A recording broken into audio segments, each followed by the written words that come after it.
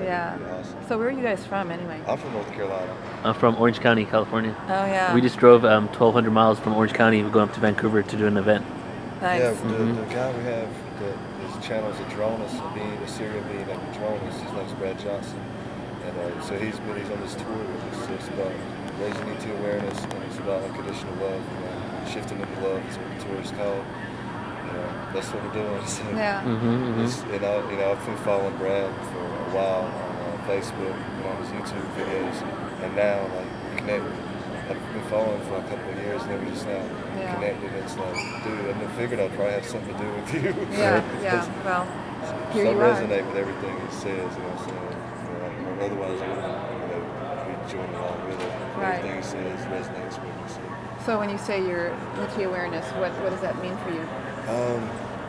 I'm interviewing you. Right. Yeah. Well, basically, go ahead. You want to take this one? Well, basically, Here. Star beings, our galactic family, they won't present themselves unless we ask them to come over here. And so basically they're here and they're giving us information and guidance to different avenues, but they're not going to completely appear until we meet them halfway. So what we've done is we've taken it upon ourselves to go across the world, letting people know that there are extraterrestrials out there. December 21st, 2012 is the end of quarantine, where there'll be light ships and abundance of spaceships everywhere, and it's up to us if we want to talk to them. A lot of people got the fear-based mentality because of Hollywood and everything, so we're trying to show that the ET is actually spiritual in nature, what dimensions are, what densities are, and that it's all unconditional love. So that's what this tour is all about. And we have like question and answers. Yeah, we have a Q&A. With the so like when he's in this channel state, people can ask him like anything, and he'll like ways Adronis, and Adronis is coming through, which is actually his future self, like what 269 years in the future. 269 years into the future. So it's very interesting. And some interesting information is have you ever heard of the Yael civilization? Yael. From what he's saying, and some other channels are saying they're going to be the first ones we make contact with. So it's it's a race, and they're like our children. They're like hybrids. So they're half gray, half human. Yeah. So it's going to be interesting to see what happens. But anyway. So yeah. Let's see what happens with this. So yeah. Well. Tying into the Hathors and all of that, from my perspective, it's all spirit. There's nothing that's not spirit. No matter where we come from, what star we come from. So what we're doing in there is clearing from the first chakra upwards. He talks about, he's just orienting people towards the chakras, what the focus is, what the relationship to the energy body is, and what you might find there. This is my friend Holly. Right. No, please do, sit down. Join us if you want to about the thing on the video. Just give us some feedback. Sorry. It's okay. So going through each of those and just witnessing whatever happens in there without any agenda, without looking for something, without looking for pictures. He's really clear about, it's not about visualizations, about the feeling state. It's just about putting your attention there. If it moves, gently pulling it back and just seeing what occurs, not trying to make something occur, not coming back with a big story. It's not about that. It's just about the energetic state. Right. Other things may happen, but, you're not in there, excavating to come back with a little treasure that says, look what I found.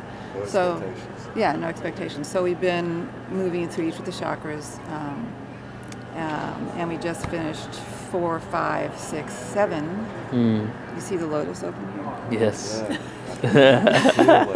Thank you. And then when we go back in shortly, we've got a time frame here, so we're going to go back in and basically activate the energy, that we've cleared out along that column.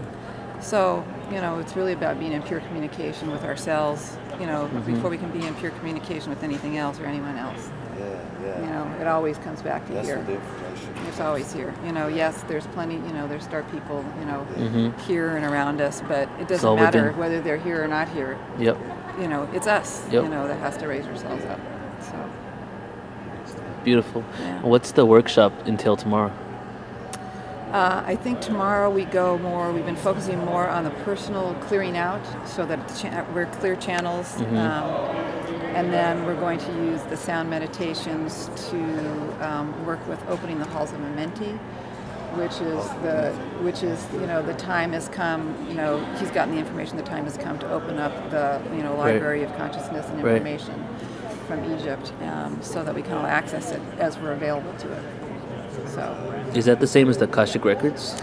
Something different? Well, depending on who you talk to, the Akashic Records are housed in the iron core crystal. You know about Barbara Handclough, her work. She talks about it that way, as far as the Akashic Records, or the Akashic Records really are in our DNA. Right. It's not a place, Right. So the halls of Amenti, my understanding of it at this point anyway, is that place that we've heard of in Egypt that holds, records and wisdom that, it's time for us to access as we're, again, available to it and can.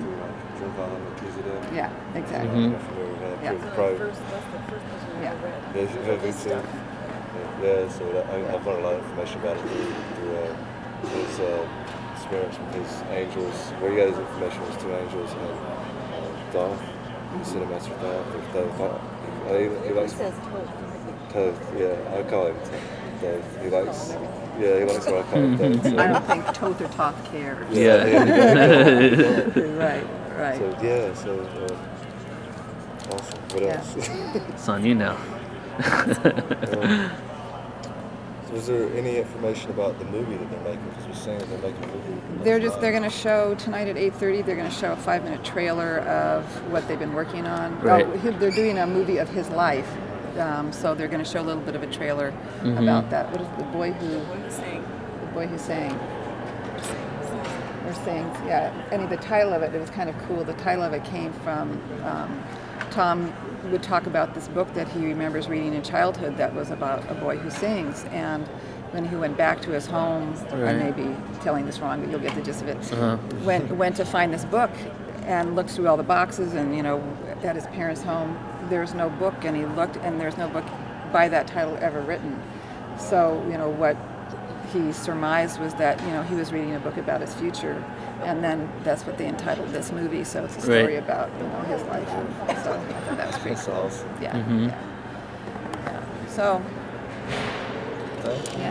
that's Thank what we've you. been playing with for the last couple days. Right. How long is this whole thing for? It goes until 4 o'clock tomorrow. Okay. Yeah. And you started 2 days ago? It started yesterday at. It started yesterday at 7. Right. Where did you come in from? Salem, just south of Oh, okay, Portland. nice. Yeah. Beautiful. Yeah. Well, thank you so much for your time. Yeah. We appreciate it. We just took an exit off to go to McDonald's. Yeah, good, you're telling her. We gotta come outside and went to the